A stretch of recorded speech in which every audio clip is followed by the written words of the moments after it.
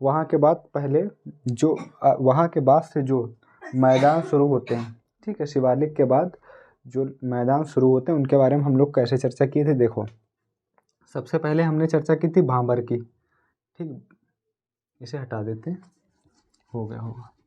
यहाँ देखो, सबसे पहले हमने चर्चा की थी, जिसे मान लो कि ये हिमालय का शिवालिक हो गया, ठीक, क्या हो गया, ये हिमालय का शिवालिक हो गया, ठीक, शिवालिक हो गया ये, ठीक। तो सबसे पहले हमने चर्चा की थी भांबर की, किसकी की थी, भांबर की। उसके बाद मान लो ये इलाका हो गया भांबर का, ये क्षेत्र भांबर का हो गया, ठीक। उसके बाद हमने चर्चा हम लोगों ने किसकी की थी, तराई की, किसकी की थी, तराई की। मान लो ये इलाका तराई का हो गया, ठीक। ये दो तरीके से मैदान है, दो तरीके के, भांबर और तराई। तो यहाँ बताया था कि जो यहाँ पहाड़ों से जो अवसाद आते हैं, एक मिनट कैमरा चेक करना, ठीक, भांबर जो तराई मतलब यहाँ क्या है कि जो यहाँ से जो अवसाद लाए, मोटे मोटे पत्थर, बड़े बड़े पत्थर, ठीक, वो यहाँ इकट्ठा हो गए और एक पाइप नुमा संरचना, मान लो बड़े बड़े पत्थर जब इकट्ठा करोगे तो उनमें गैप रह जाता है, देखोगे आप तो गैप रह जाता है, गैप नुमा संरचना यहाँ पैदा हो गई, ठीक। जब यहाँ से नदियाँ निकली तो यहाँ जब गैप उनको अच्छा खासा मिला तो नदियाँ यहाँ अदृश्य हो गई, ठीक। मतलब इस जो भांबर वाले इलाका था, यहाँ नदियाँ क्या हो गई, अदृश्य, मतलब यहाँ नदियाँ नहीं दिख रही थी, ठीक, अदृश्य थी, ठीक। तो उसके बाद क्या हुआ कि यहाँ जब कंकड़ पत्थर, मोटे कंकड़ पत्थर थे, तो यहाँ कोई भी बीजारोपण नहीं हो सकता, मतलब यहाँ कोई आप बीज डालेंगे तो वो नहीं रुकेगा, जाहिर सी बात है वो आगे जो होगा वहाँ चला जाएगा। तो यहाँ जो था, यहाँ कृषि और पौधों का निर्माण भी संभव नहीं है, ठीक, कृषि प्लस वृक्ष या पौधे, ठीक, जो लिखना चाहें समझने के लिए लिख लें, संभव नहीं है। हालांकि कुछ पौधे होते हैं जो मतलब पत्थर मतलब जमते हैं, जो यहाँ जमते हैं वो जम आते हैं, लेकिन उनके लिए भी कुछ रोकने के लिए जो हम पहाड़ों पत्थर हिमालय पे देखते हैं उनके लिए कुछ चाहिए है ना, लेकिन यहाँ पानी जा रहा नीचे और ऊपर पत्थर हैं तो जो पड़ेगा वो सटाक से चला जाएगा। हालांकि थोड़े बहुत होते हैं, ठीक है, ऐसा नहीं, बिल्कुल नहीं। तो उसके बाद क्या है कि यहाँ हमने देख लिया, मोटी मोटी हम लोग बात समझ गए कि यहाँ ऐसा क्यों है, ठीक, क्यों ये अदृश्य है, क्योंकि यहाँ मोटे मोटे पत्थर कंकड़ हैं और एक गैप नुमा संरचना विकसित है, इसीलिए यहाँ नदियाँ अदृश्य हैं, ठीक, नहीं दिखती हैं, ठीक, नहीं दिखती हैं, हम लोग समझ गए, ठीक।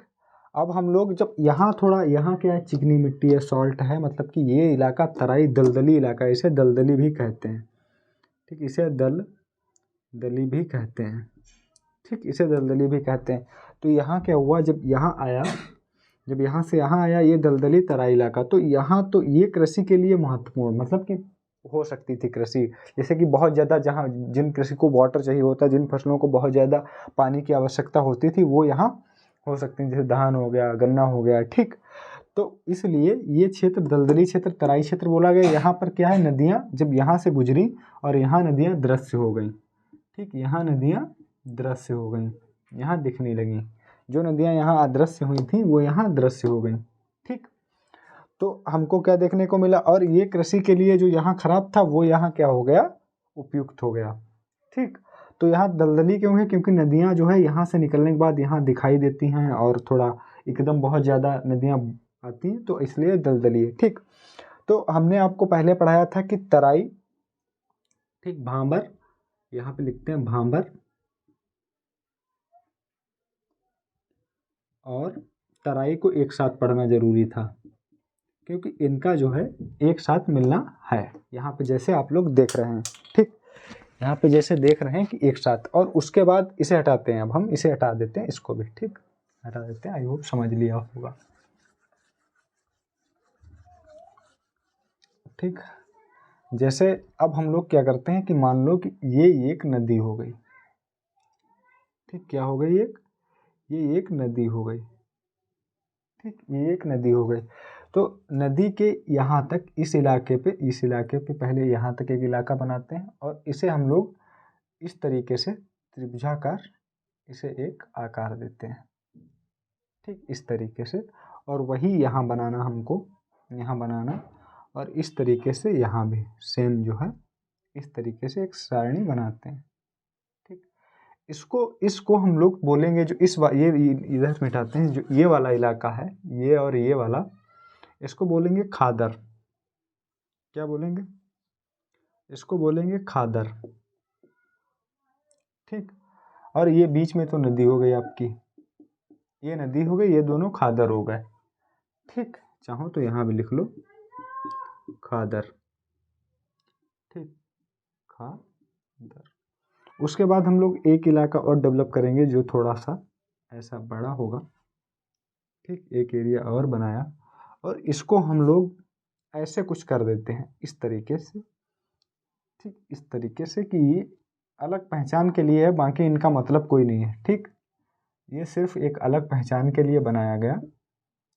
ठीक, अलग पहचान के लिए।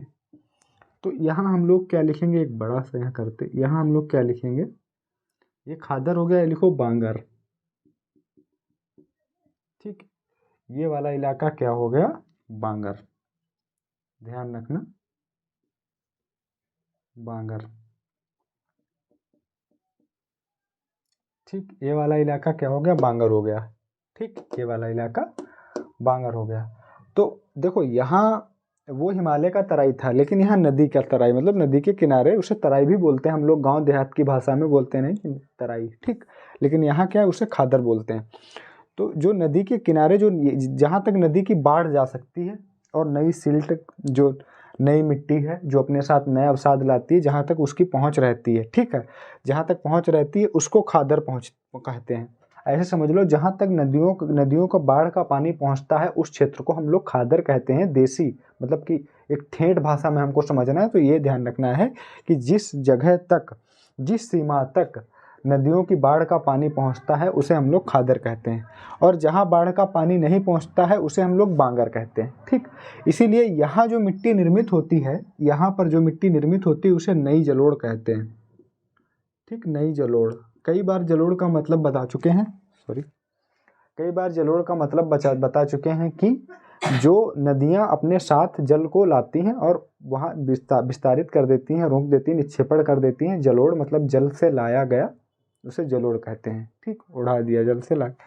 और यहाँ पर क्या है कि पुरानी जलोढ़ है। ठीक, यहाँ पुरानी जलोढ़ है।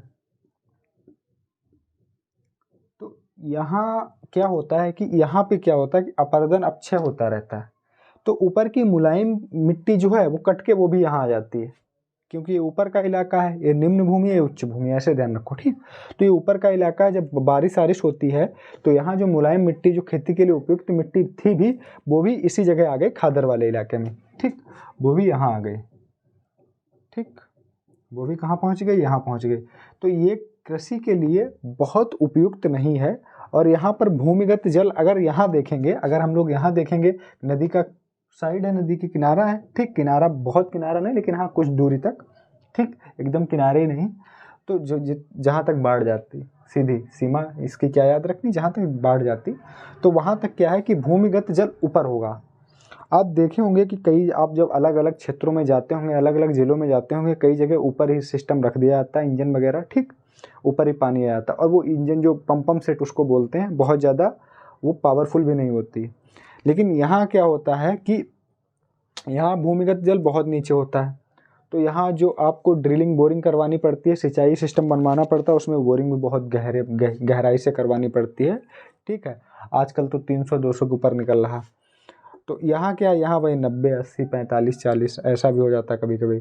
तो भूमिगत जल भी यहाँ नीचे है, भूमिगत जल यहाँ नीचे है, भूमिगत जल यहाँ ऊपर मिलता है। तो इसीलिए यहाँ मेन समझाने का रीजन जो है क्या है कि हम लोग 4 चीज़ें हम लोग पढ़ चुके हैं पहले से। ठीक है, 4 चीज़ें हम लोग पहले से पढ़ चुके हैं। क्या पढ़ चुके हैं, इधर देखते हैं, देखो, हाँ इसे हटा देते हैं, हमें लगता है आप समझ गए होंगे, अब इसमें कुछ नहीं बचा है। ठीक है, तो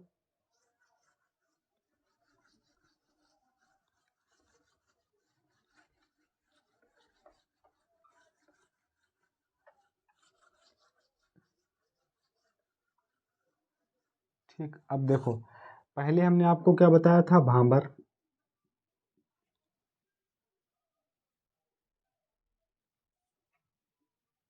ठीक, भांबर। और क्या बताया था, तराई। ये एक साथ हो गए, ये हिमालय के पास के हैं, ठीक, इतना याद रखना है। ये क्या होगा, अभी का बड़ा पढ़ा है खादर, और खादर के साथ क्या बताया आपको, बांगर, ठीक, ये एक साथ हो गए। तो ये नदियों के हो गए। तो हमने क्या पढ़ा है, ये भी मैदान ही हैं, ये सब मैदान ही हैं। तो हम इस तरीके से पढ़ चुके हैं पहले क्लास में, ठीक। अब हम लोग जो आज पढ़ेंगे वो ऊपरी उत्तरी भारत का विशाल मैदान के बारे में देखेंगे, ठीक है। एक मिनट,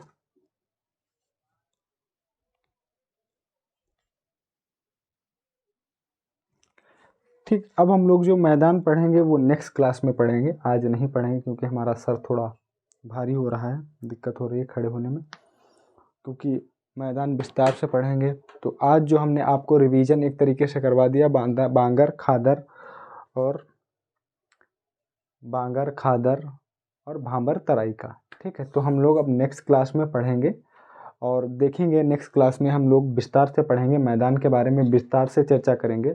आई होप आप सब लोग बड़े ध्यान से बड़े अच्छे से पढ़ रहे होंगे क्लास को, ठीक है, और अपनी पढ़ाई को धार दे रहे होंगे, क्योंकि अब सीज़न शुरू होने वाला है एग्ज़ाम्स का, ठीक। अभी तक तो चुपचाप बैठे थे, पेट का रिजल्ट भी आ गया, और तो देखेंगे अभी शायद क्या होता है। हालांकि पेट की जो व्यवस्था बनाई यूपी ट्रिपल एस सी ने, वो बहुत ही, हम कहेंगे बहुत अच्छी व्यवस्था नहीं है, क्योंकि उसमें एक बड़ा वर्ग, मतलब बड़े संख्या में बच्चे बाहर हो जाते हैं, इवन पढ़ने वाले। जिस हिसाब से वो लेते हैं 30%, जो पेट का लेवल है, हम मुझे लगता है कि जिसके 60 नंबर आ रहे हैं वो कॉम्पिटिटिव एग्ज़ाम में बैठने के लायक है, वो पढ़ने वाला बच्चा है, ठीक। और उसको जगह मिलनी चाहिए, जैसे टेट, सुपर टेट, जैसे टेट हो गया, सी टेट हो गया, ठीक। ये सी टेट वगैरह के एग्ज़ाम क्वालिफाइड हैं, उसमें है कि इतने 90 नंबर जो भी है आने चाहिए, आप जो है आगे टेट का एग्ज़ाम देने के लिए अवेलेबल हो जाएंगे, ठीक है। तो टीचिंग का एग्ज़ाम जो भी, मतलब जो भी एग्ज़ाम है वो देने के लिए आप अवेलेबल हो जाएंगे। कुछ इसी तरीके से व्यवस्था होनी चाहिए किसकी, पेट की भी, कि एक दायरा क्लियर कर दें कि आप इतने नंबर ले आएँ और आपको जो है, आपको जो भी UP triple S C competitive exam जो परीक्षा दिलवाएगी उसमें आप बैठने के लायक हो जाएंगे। लेकिन यूपी ट्रिपल एस सी अपना फार्मूला निकालती है, तो वैकेंसी 100 निकालेगी, 30% निकालेगी, और ऊपर के 30% 100 के जोड़ लो आप, ठीक है। तो 3-4 हज़ार बच्चे, क्या यूपी में 3-4 हज़ार बच्चे 99 परसेंटाइल, मतलब कि जिनके 80 नंबर आ रहे हैं, वो भी इस व्यवस्था के चक्कर में बाहर हो जाएंगे। और 80 नंबर लाना भाई खेल बात नहीं, जस्ट ए नॉट जोक, ठीक है। 80 नंबर, जिसके रॉ नंबर 80 हैं, ठीक है, वो मजाक बात नहीं है। नॉर्मलाइजेशन में भी मजाक बात नहीं है। 70 से ऊपर जा रहे हैं, आप पढ़ने वाले हैं, आप कम्पिटिटिव कर सकते हैं, लेकिन पता नहीं सरकार को क्या, यूपी ट्रिपल एस सी को सोचता है, जो नई व्यवस्था लाई बहुत बढ़िया व्यवस्था है, आपको भीड़ कम करनी है, कम करो, आप 50-60 से नीचे ले जाओ, आप भीड़ को छांट देंगे।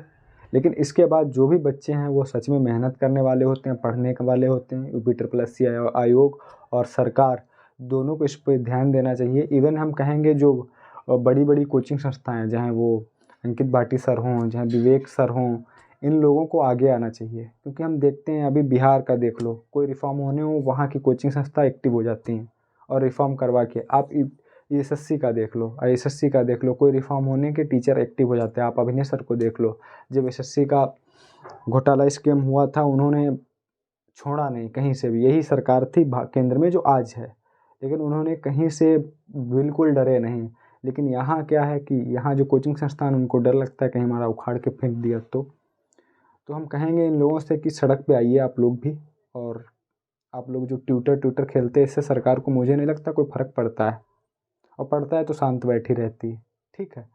तो बात ये है कि थोड़ा बच्चों के बारे में थोड़ा ज़्यादा सोचने का समय आ गया है। अब अगर ट्विटर से, चलो ठीक है हम ट्विटर के सपोर्ट में है, पहले आप ट्विटर करिए और जी भर के करिए, कहीं ना लगे कि इसमें कोई कमी रह गई है। लेकिन उसके बाद क्या है कि आपको क्या करना है फिर, अगर तब भी नाकाम करे, तब सड़क पे आपको आना पड़ेगा बच्चों के लिए, ठीक है।